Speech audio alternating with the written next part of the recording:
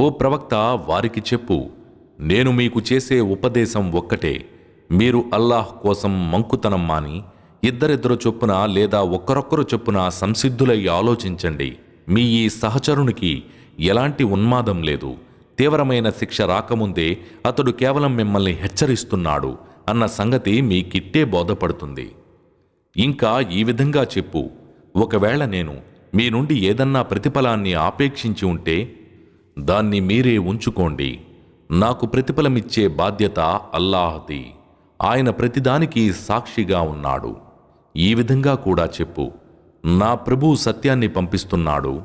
ఆయన అగోచర విషయాలన్నీ తెలిసినవాడు. ఇంకా ఇలా చెప్పు, సత్యం వచ్చేసింది. అసత్యం ఇంతకు ముందు కూడా ఏమీ చెయ్యలేకపోయింది, ఇక మీదట కూడా ఏమీ చెయ్యజాలదు. ఇంకా ఈ విధంగా కూడా చెప్పేయి, ఒకవేళ నేను గనక పెడదోవ పడితే నా పెడదోవ నాపైనే పడుతుంది. ఒకవేళ నేను సన్మార్గాన్న ఉంటే అది నా ప్రభువు నాకు పంపిన వహీ మూలంగానే. నిశ్చయంగా ఆయన అంతా వినేవాడు, అతి చేరువలో ఉన్నవాడు.